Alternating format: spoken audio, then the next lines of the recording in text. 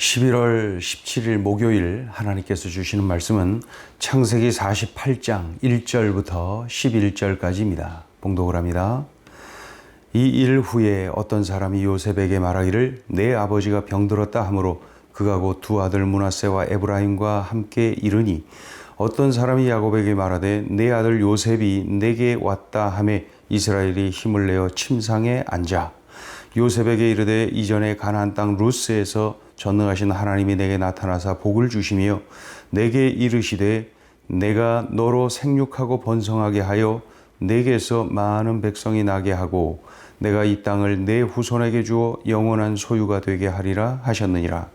내가 애굽으로 와서 내게 이르기 전에 애굽에서 내가 낳은 두 아들 에브라임과 므낫세는 내 것이라.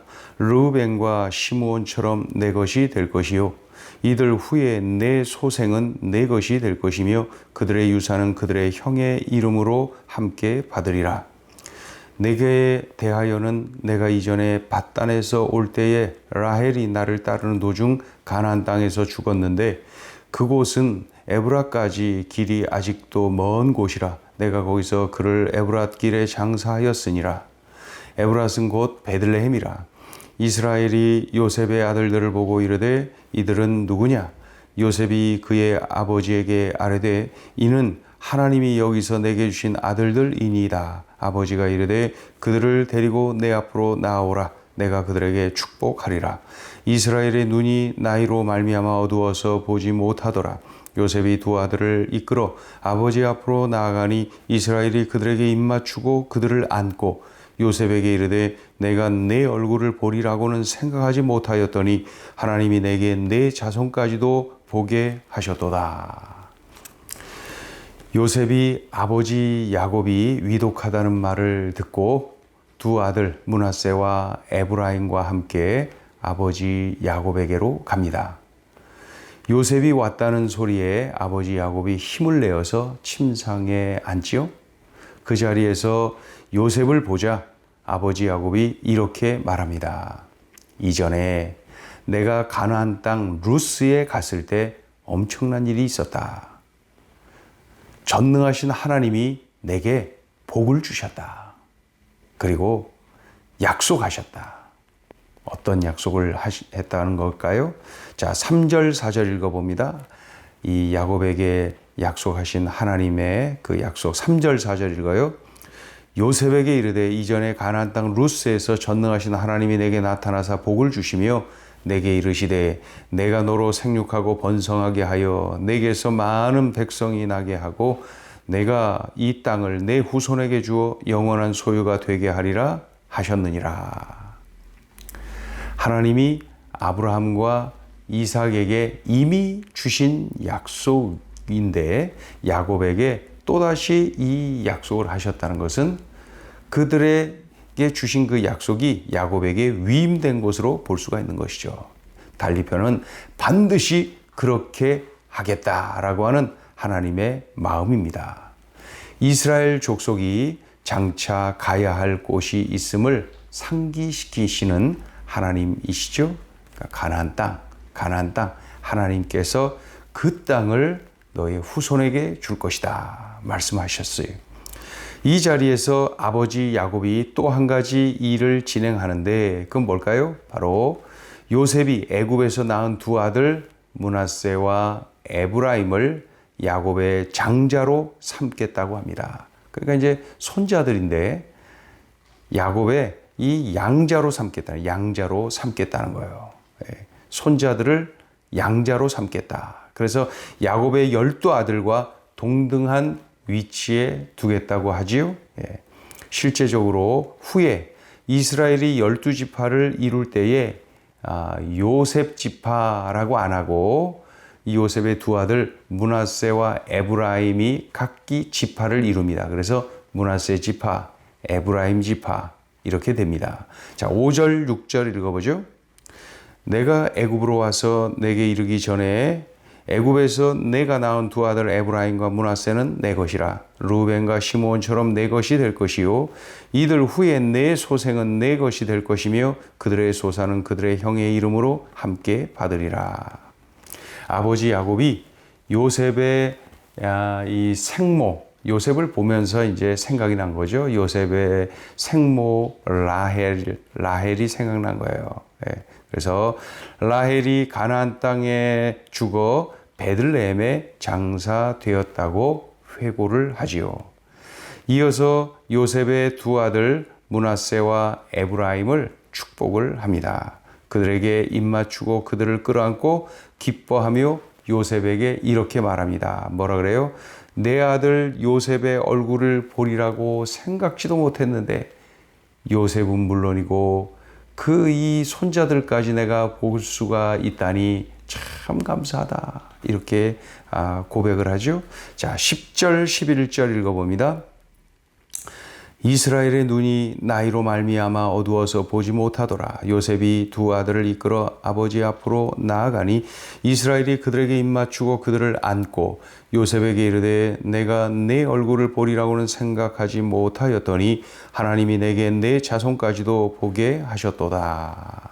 자, 오늘 주시는 메시지입니다. 첫째, 감격적인 은혜 사건을 간직하라. 이 아들 요셉을 보자 아버지 야곱이 말합니다. 이전에 가나안 땅 루스에서 하나님을 만났는데 하나님이 내게 복을 주셨다. 그리고 그 자리에서 엄청난 약속을 내게 하셨는데 내가 늘 기억하고 있다. 그 내용이 뭐냐면 네가 생육하고 번성하여 큰 민족을 이룰 것이다. 이 가나안 땅을 내 후손에게 줄 것이다. 하나님이 이 엄청난 약속을 나에게 하셨다. 오랫동안 간직한 하나님과의 추억, 이 감격적인 은혜 사건을 자신의 아들 요셉에게 말하고 있는 것입니다. 이것은 늙은 노인 야곱의 인생 넋두리가 아닙니다.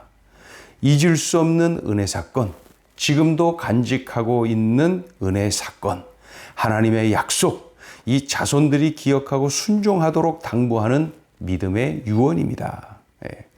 나는 어떤가요? 나 자신을 한번 보세요. 하나님과의 뜨거운 그 만남 사건이 나에게 있나요? 일생 기억하고 일생 간직한 하나님의 말씀, 하나님의 약속이 나에게 있나요? 내가 하나님을 뜨겁게 만나고 은혜 체험한 그 강력한 그 감격적인 은혜의 사건이 나에게 있나요?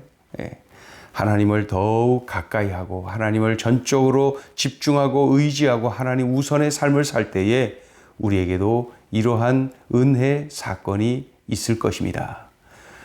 이미 이러한 은혜 사건이 있다면 꼭 간직하고 참으로 삶이 힘들고 어려울 때마다 이 은혜 사건을 되새김질하고 기억하고 하나님을 집중하고 하나님 말씀을 다시 끌어안는 그러한 삶이 이어져야 될 것입니다. 감격적인 은혜 사건을 간직하라. 자, 둘째 주시는 메시지입니다. 나를 자녀 삼아 주신 감격적인 은총을 간직하라. 아버지 야곱이 아들 요셉에게 말합니다. 이것은 일반적인 말이 아니라 아예 선포라고 할 수가 있지요. 내가 애굽에서 낳은 두 아들 에브라임과 므낫세는 내 것이다. 선포합니다. 내 것이다. 손자가 아니라 양자로 삼겠다는 거예요. 야곱의 다른 12아들과 동등한 위치에 두겠다라는 선포입니다. 실제적으로 후에 이스라엘이 12지파를 이룰 때에 요셉 대신에 이 므낫세, 에브라임이 각기 지파를 이루어서 므낫세 지파, 에브라임 지파 두 개의 지파를 이루게 됩니다. 가나안 땅에서 각기 기업을 갖게 되는데 아주 그 땅이 아주 큽니다.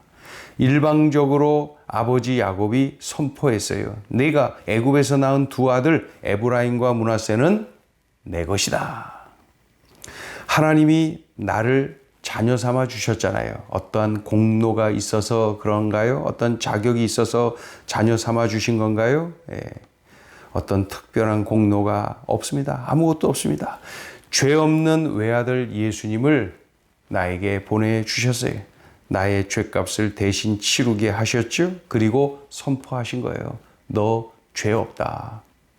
너 죄사함을 받았다. 선포하셨어. 일방적으로. 그 사실을, 그 은혜의 사건을 깨닫고 예수님을 나의 생명의 구원자예요. 인생의 주님이세요. 영접을 하면은 하나님이 나로 하여금 영생을 얻도록 만드시고, 그리고 뭐예요? 하나님의 자녀, 이 양자로 삼으시는 거예요. 넌 내 것이다 하고 말이에요. 영접하는 자, 곧 그 이름을 믿는 자들에게 하나님의 자녀가 되는 권세를 주신 거예요. 그래서 이 은혜의 사건을 믿고 예수님을 구주로 영접한 우리가 바로 영생을 얻고 하나님의 자녀가 되는 것이죠. 하나님께서 일방적으로 넌 내 것이다 선포해 주신 거예요. 네. 넌 죄 없다. 너 죄사함 받았다. 선포해 주셨고, 넌 내 거다. 자녀 삼아 주셨어요. 야곱이 일방적으로 두 손자를 선택하고 양자 삼고 세워 주었듯이 하나님이 나같이 죄 많고 무익한 자를 그렇게 해 주신 거예요. 이 사실을 기억하세요. 그러면은 세상에 나만큼 은혜 받은 사람이 어디 있대요? 그래서 삶 속에서 어렵고 힘들 때, 또 믿음이 연약해질 때 이 사실을 되새김질하고 이 사실을 기억해내세요. 하나님이 나를 일방적으로 선택하셔서 너 죄 없어, 너 죄사함 받았어, 그리고 넌 내 거야 하면서 자녀 삼아주신 이 놀라운 은혜의 사건을 기억하세요. 예. 그래서 나를 자녀 삼아주신 감격적인 은총을 간직하고 살아갈 때에 우리의 삶은 담대합니다. 하나님의 자녀로서 신분이 완전히 바뀐 하나님의 자녀로서 살아가는 것이죠. 우리는 그런 존재입니다. 기도하죠. 하나님 아버지 감사합니다. 들려주신 말씀이 귀하고 귀합니다.